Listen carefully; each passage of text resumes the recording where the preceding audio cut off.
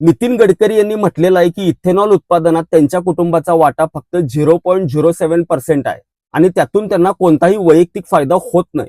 ऐकायला 0.07% हा आकडा खूपच छोटा वाटतो. अलीकडेच एका मुलाखतीत नितीन गडकरी म्हणाले होते की माझ्या मुलांच्या कंपनीबद्दल चुकीची माहिती पसरवण्याचा प्रयत्न केला तर मी अब्रू नुकसानीचा दावा दाखल करेन.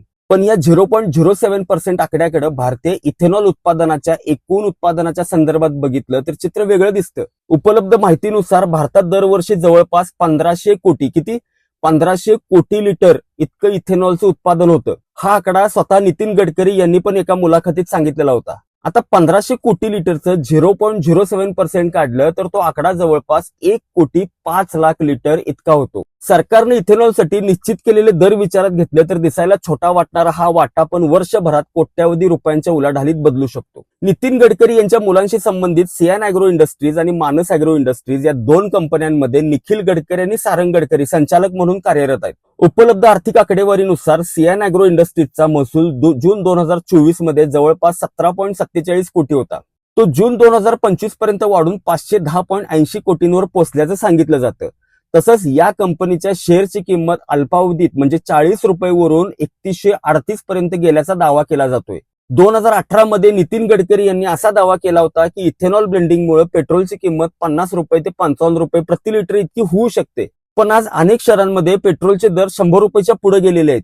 दुसरीकडे काही वाहनधारक इथेनॉल मिश्रित इंधनामुळे मायलेज कमी होणं किंवा इंजिनशी संबंधित अडचणी येत असल्याच्या तक्रारी करत आहेत.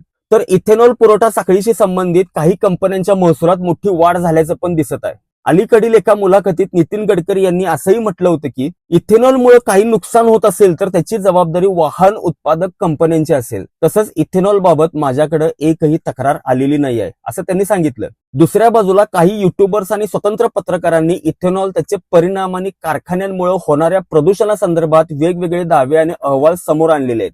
नितीन गडकरी यांचं म्हणणं आहे की इथेनॉल धोरणाचा उद्देश तेलाचे आयात कमी करणं आणि शेतकऱ्यांचं उत्पादन वाढवणं हा आहे. मग प्रश्न असा आहे की या धोरणामुळे शेतकऱ्यांना नेमका किती आणि कसा फायदा झाला. आणि आणखीन एक प्रश्न, हे धोरण खरंच शेतकऱ्यांच्या हितासाठी आहे की त्याचा सर्वाधिक फायदा काही मोजक्याच कंपन्यांना होत आहे. अशी माहिती सहसा कोणीही सांगत नाही, त्यामुळे फॉलो करायला अजिबात विसरू नका.